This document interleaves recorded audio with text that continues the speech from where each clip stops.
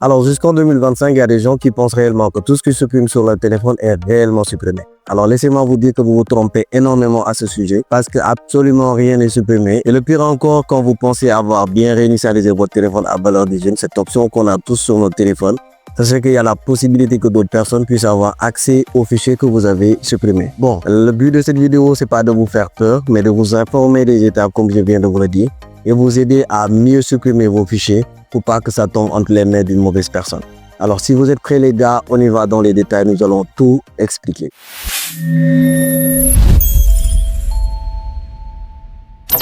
Alors, pourquoi on dit que les fichiers qu'on supprime en réalité sur nos téléphones, c'est pas réellement supprimé? La vérité, c'est que votre téléphone fait semblant de supprimer des fichiers pour laisser de l'espace afin que vous puissiez enregistrer d'autres photos ou d'autres vidéos. C'est-à-dire que cette fonctionnalité est utilisée parfois pour permettre aux gens de créer d'autres fichiers. Sinon, notre téléphone va continuer de nous informer que notre téléphone est plat. Et c'est là que ça devient inquiétant. Il existe des logiciels gratuits capables de récupérer des fichiers.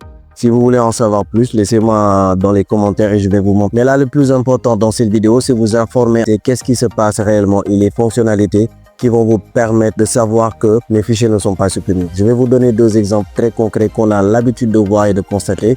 C'est que quand vous décidez de supprimer une vidéo ou bien une photo de votre galerie, vous avez ce message qui vous informe que le fichier que vous êtes en train de supprimer sera dirigé dans votre corbeille. Et il vous informe que vous avez la possibilité de récupérer le fichier dans les 30 jours à venir. Donc ce qui veut dire que si vous ne faites pas la récupération dans les 30 jours, le fichier sera immédiatement supprimé. Mais c'est ça qu'ils veulent nous faire croire et je vais vous montrer que en réalité, rien n'est supprimé même après les 30 jours. Et c'est à la suite et je vais vous montrer tout ça. Maintenant, revenons aussi au message. C'est-à-dire avec les iPhones, vous avez constaté que quand vous supprimez un message, si vous cliquez sur les trois points que vous voyez juste en haut, vous allez voir supprimer récemment. Là, tous les messages que vous venez de supprimer, vous avez la possibilité de les reprendre et de les mettre sur la liste de votre discussion. Donc, ces deux fonctionnalités nous montrent carrément qu'on a la possibilité de récupérer nos données, mais ça va encore beaucoup plus loin parce que je vais vous montrer les options qui vont vous montrer que les fichiers que vous avez supprimés et c'est pas réellement supprimé sur votre téléphone. Alors, avant de vous montrer la partie la plus flippante, c'est-à-dire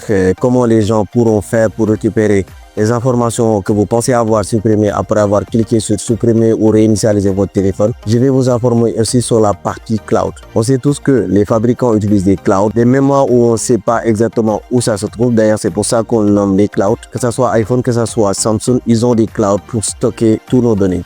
C'est-à-dire que quand vous décidez même de supprimer une vidéo ou bien une photo, quand vous changez de téléphone, par exemple, quand vous perdez votre téléphone et que vous récupérez, si vous restaurez les données à partir de votre cloud, vous allez voir toutes les photos, toutes les vidéos que vous aviez supprimées sur le téléphone que vous avez perdu. Et là, on voit nettement que nos informations sont sauvegardées par ces fabricants. Et d'ailleurs, ils les avouent parce qu'ils nous disent que c'est pour garder nos informations afin qu'on puisse les restaurer une fois qu'on perd notre téléphone ou bien qu'on perd notre machine. Bon, est-ce que réellement c'est ça? C'est à vous de voir. Dites-moi ce que vous en pensez dans les commentaires. Mais sachez qu'ils nous montrent carrément que les données qu'on pense avoir supprimées, réellement, c'est pas supprimé parce que c'est sauvegardé derrière, soit par notre corbeille, soit par notre cloud. Alors, nous allons passer, comme je vous l'ai dit tout à l'heure, à la partie la plus flippante. Pourquoi on dit qu'il y a la possibilité que les gens puissent récupérer les fichiers qu'on pense avoir supprimés sur nos téléphones? Si ton fichier supprimé existe toujours quelque part dans ton téléphone ou un serveur cloud, est-ce qu'une autre personne pourra y avoir accès?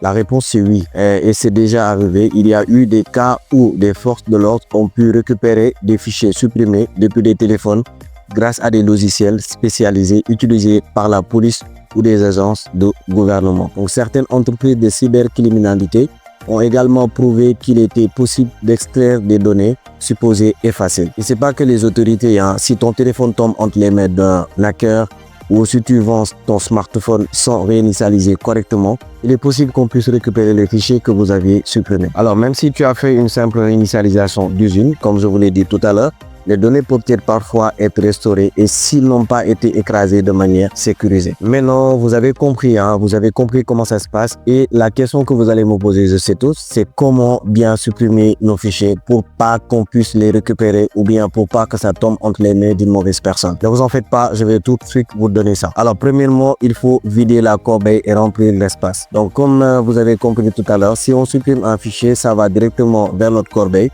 Une première étape simple, c'est toujours vider la corbeille de ton téléphone et écraser l'espace libre en enregistrant de nouvelles données. Par exemple, Vous allez juste filmer de l'espace vide pendant 1 heure de temps ou bien quelques minutes.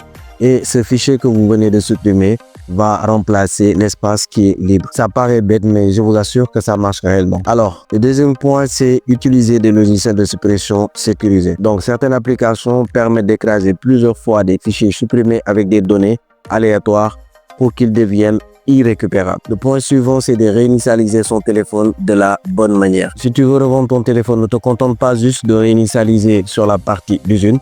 D'abord, chiffrer tes données. Cette option est disponible dans les paramètres de sécurité de ton téléphone. Puis, tu fais une réinitialisation complète. De cette manière, même si quelqu'un tente de récupérer tes fichiers, ils seront illisibles. Alors, nous sommes à la fin et la prochaine fois que tu décides de supprimer des fichiers sur votre téléphone, tu vas directement penser à cette vidéo. Regarde bien les étapes que vos fichiers vont prendre pour être supprimés définitivement. Suivez les conseils que je viens de vous donner et ça va peut-être vous aider à mieux sécuriser les fichiers que vous décidez de supprimer de votre téléphone. J'espère que vous avez aimé ce contenu. Si c'est le cas, n'hésitez pas à me le dire dans les commentaires. N'oubliez pas de vous abonner, de liker, de partager cette vidéo, d'activer la cloche de notification pour ne rater aucune de mes prochaines vidéos.